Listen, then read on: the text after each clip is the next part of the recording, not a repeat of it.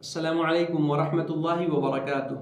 अल्हम्दुलिल्लाह वस्सलातु वस्सलामु अला रसूलिल्लाह व अला आलिहि व अस्हाबिहि अजमईन व मन तबिअहुम बि इहसानिन इला यौमिद्दीन, अम्मा बाद।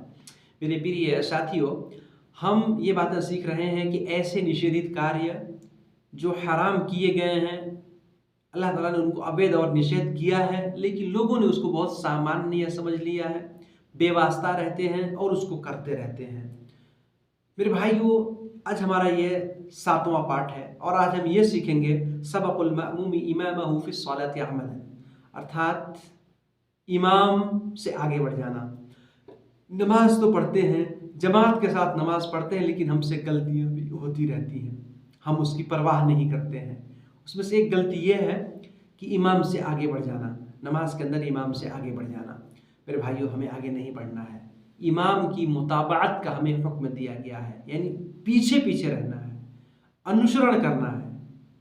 इमाम का मतलब होता है अगुआ। तो एक बात याद रखें, जब हम नमाज पढ़ रहे हैं तो हमें इमाम से आगे भी नहीं बढ़ना है।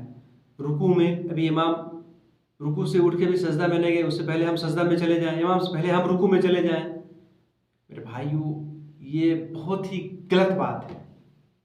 तो इमाम से आगे नहीं बढ़ना। दूसरे नंबर पे इमाम के साथ साथ भी नहीं चलना है हमको। जैसे इमाम रुकू करें, सजदा करें, अल्लाह अकबर कहें, हम साथ साथ चलें, ये भी सही नहीं है। क्या है, हमें इमाम के पीछे पीछे चलना है जी, तब हमारी नमाज सही होगी, दुरुस्त होगी। इस बात को ध्यान रखें। कोई भी आदमी कभी भी इमाम से आगे बढ़ने का या इमाम के साथ साथ चलने का नमाज के अंदर प्रयास ना करे, उससे उसकी नमाज जो है भंग हो जाती है। मेरे भाइयों, अल्लाह ताला ने कुरान में फरमाया वकानल इंसानु अजूला, अर्थात प्राकृतिक रूप से एक मनुष्य जो है, एक इंसान जो है, आदमी जल्दबाज है कि नहीं, जल्दी करता है। अल्लाह ताला ने फरमाया कि वकानल इंसानु अजूला, इंसान बड़ा जल्दबाज है। लेकिन हर जगह जल्दबाजी अच्छी नहीं रहती है, हर जगह जल्दबाजी जो है अल्लाह को प्रिय नहीं है। रसूल सल्लल्लाहु अलैहि वसल्लम ने फरमाया अत्तअन्नी मिनल्लाह वल अजलतु मिनश शैतान, अर्थात सभ्यता, सावधानी, ध्यानपूर्वक, सलीके से काम करना, ये अल्लाह की तरफ से होती है ये चीज़। और जल्दबाजी शैतान की तरफ से। जल्दी करना ये किसका काम है? शैतान का काम है। इस वजह से जो है जल्दी हमें नहीं करना चाहिए।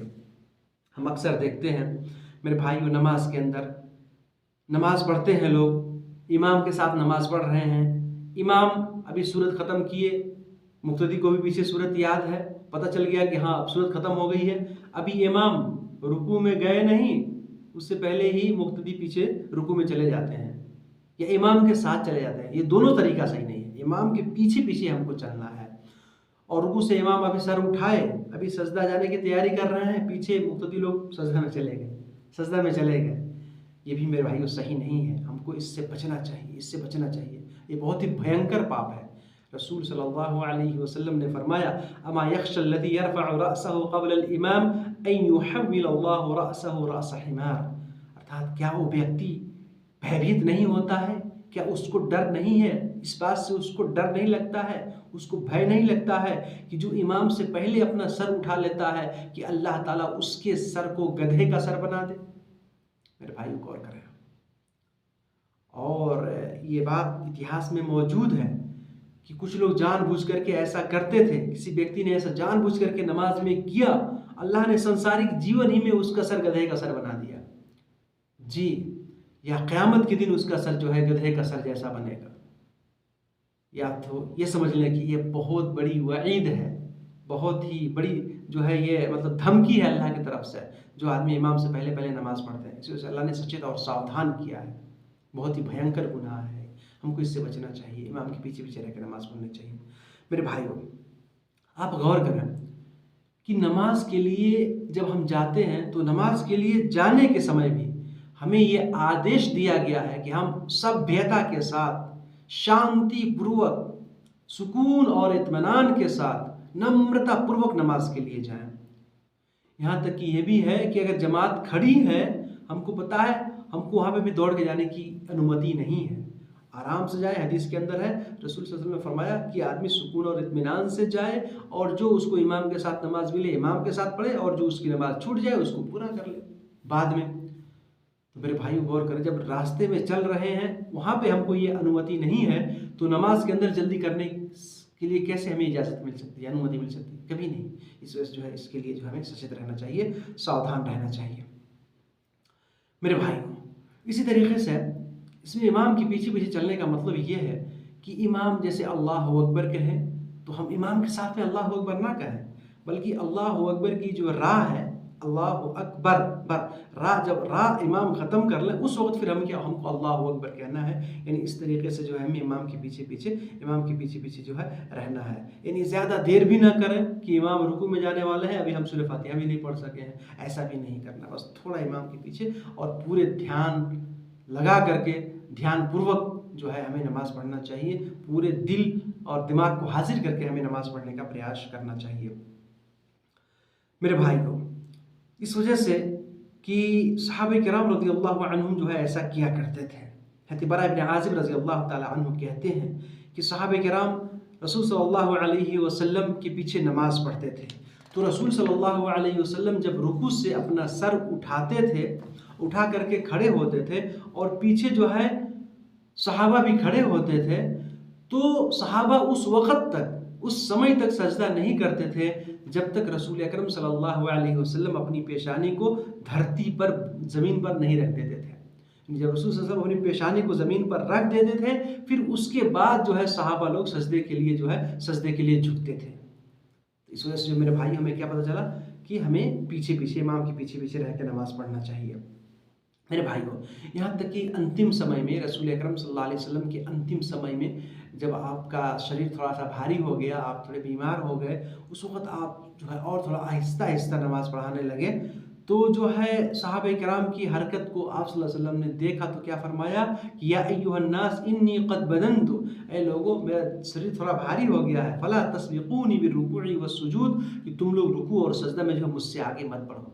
पता क्या चला कि अगर हमारे इमाम कोई ऐसे हैं, वृद्धावस्था में हैं, बुढ़ेश काल में पहुंच गए हैं, बूढ़े हैं या बीमार हैं, शरीर थोड़ा सा जल्दी जल्दी हरकत नहीं कर पाते हैं, उस समय भी हमें ये आदेश दिया गया है हमें इमाम के आगे नहीं बढ़ना है।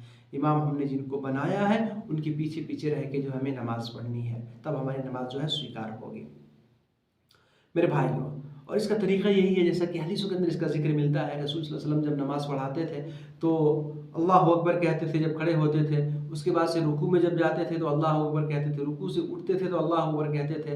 तो इस तरह से जो है हमें यानी साथ साथ में जो है अल्लाह अकबर कहते हुए रुकू में जाना, अल्लाह अकबर कहते हुए जो है रुकू से उठना, जो है ये तरीका जो है सही है। ये भी नहीं है कि आदमी सजदे में पहुंच जाए फिर जो है अल्लाह अकबर कहे, ये भी नहीं तरीका सही है, बल्कि सजदे में जाते समय आदमी जो है बस ये है कि पहले जो है हरकत जो है उसकी थोड़ी पहले होनी चाहिए, और जो शब्द जो अदा कर रहा है वो थोड़ी सी बाद में करे, तो ये तरीका जो है चलेगा। लेकिन ये है कि साथ साथ दोनों हो, और जो है थोड़ा अगर आगे पीछे कोई मुश्किल, लेकिन ये मुख्तदी को खास तौर से चाहिए कि कोई इमाम के पीछे पीछे जो है पीछे पीछे रहे मेरे भाई। इस तरह से हमें नमाज़ पढ़ेंगे तो हमारी नमाज जो है इंशाअल्लाह स्वीकार होगी मेरे भाई। इसी संबंध में एक बात और है, आज के इस पाठ में मैं वो बता देना चाहता हूँ आप लोगों से, वो ये है कि नमाज के लिए जब हम आते हैं तो हमें कच्चा प्याज या कच्चा लहसुन खा करके, या जो ऐसी कोई चीज़ जिससे गंध यानी गंदी बदबू आ रही है, ऐसी चीज़ खा करके हमें नमाज के लिए नहीं जाना चाहिए, बल्कि जो है दूर रहना चाहिए मस्जिद से। और हमें जो है ख़ास तौर से इस बात में ये भी है कि अच्छा से अच्छा कपड़ा पहन करके नमाज के लिए जाएं, है ना, बनाव श्रृंगार करके जाएं। अल्लाह ताला ने कुरान में फरमाया या बनी आदम खुज़ू ज़ीनतकुम इंद कुल्ली मस्जिद, अर्थात है आदम अलैहिस्सलाम के संतान, तुम लोग हर नमाज के वक्त जीनत अख्तियार करो, बनाव श्रृंगार करो, सजावट करो, फिर नमाज के लिए जाओ मेरे भाई। अल्लाह ने ये आदेश दिया है। हमारे कुछ भाई खेत में काम करते हैं, गैरेज में काम करते हैं, वही कपड़ा पहने जाके नमाज के लिए खड़े हो जाते हैं। हम अल्लाह के सामने खड़े हो रहे हैं, इसके लिए क्या है, नमाज पढ़ना तो फ़र्ज़ है। अब क्या आप काम कर रहे हैं, कपड़ा गंदा हो गया है, तो एक सिंपल सा तरीका ये है कि अपने लिए 2 कपड़े रखें, एक काम करने के लिए, एक नमाज पढ़ने के लिए। जैसे ही नमाज का समय हो रहा है, कपड़ा काम करने वाला निकाल दीजिए, वज़ू कीजिए, अपना कपड़ा पहन के 1 मिनट लगेगा, 2 मिनट लगेगा, नमाज के लिए चले जाइए। उसी कपड़े में नमाज पढ़ना ये उत्तम सही नहीं है, इसकी थोड़ी सी तैयारी करें। नमाज से पहले हम नमाज के लिए जितनी तैयारी करेंगे मेरे भाइयों, हमारी नमाज में जो है उतने ही हमारा दिल लगेगा, उतना ही खुशू और खुजू के साथ हम नमाज पढ़ेंगे, शांति पूर्वक, प्रसन्नता पूर्वक, नम्रता पूर्वक हम नमाज पढ़ेंगे और हमारी वो नमाज उतनी ही ज़्यादा जो है स्वीकार होगी और उससे हमको उतना ही ज़्यादा जो है लाभ और फ़ायदा होगा।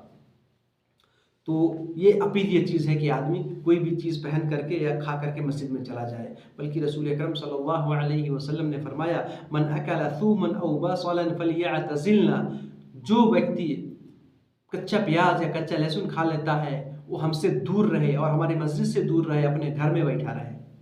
अगर पका हुआ है, गंद नहीं आ रहा है तो कोई प्रॉब्लम नहीं, गंद यानी बदबूदार कोई भी चीज़ जो है हम ना खाएं, क्योंकि रसूल अकरम सल्लल्लाहु अलैहि वसल्लम फरमाते हैं कि इससे फरिश्तों को भी तकलीफ होती है। फरमाया फला यक़रबन्न मस्जिदना, कि वो हमारी मस्जिद के भी करीब ना आए, क्योंकि इससे जो मस्जिद में फरिश्ते होते हैं, अल्लाह के प्रतिष्ठित भक्त फरिश्ते, देवदूत होते हैं, उनको भी इससे तकलीफ होती है, परेशानी होती है। इस वजह से जो है हमें इससे बचना चाहिए। हज़रत उमर रज़ी अल्लाह तआला अन्हु ने एक बार खुतबा दिया जुमा के दिन और उन्होंने लोगों से कहा कि तुम लोग ये जो है दो यानी ये फल जो खाते हो, प्याज और लहसुन, कच्चा प्याज और कच्चा लहसुन, ये बड़ी बदबूदार होती है।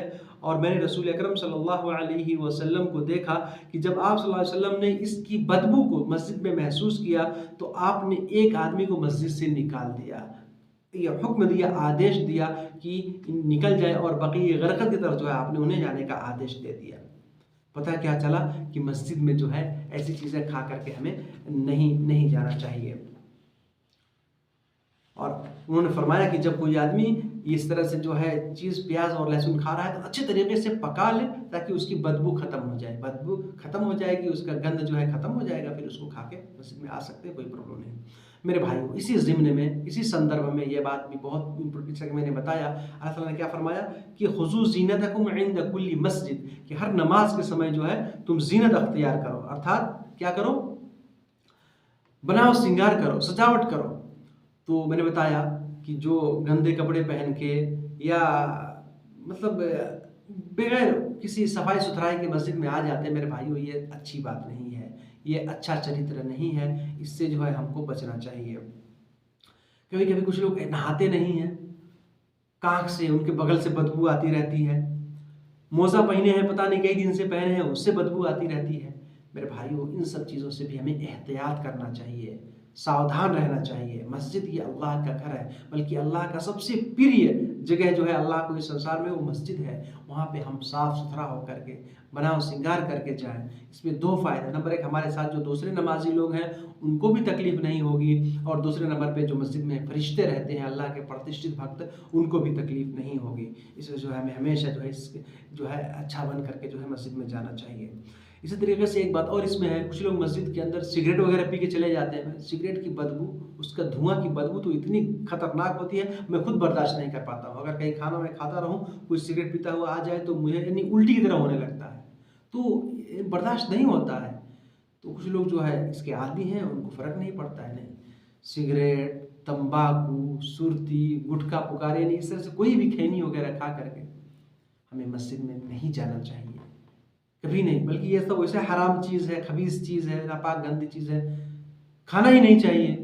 और कुछ लोग जो है खा पी करके मस्जिद में चले जाते हैं। मेरे भाई, इससे एहतियात करना चाहिए, सचेत और सावधान रहना चाहिए, ताकि जो हमारी नमाज स्वीकार हो जाए और हम गुनाहों से बच जाएं और दूसरों को भी हम तकलीफ़ और परेशानी में मुब्तला ना कराएं। अल्लाह ताला हम सबको सत्मार्ग पर चलने की तौफीक अता फरमाए, हर गंदी और बुरी चीज़ से हमें दूर रखे। आमीन। वस्सलामु अलैकुम व रहमतुल्लाहि व बरकातुहू।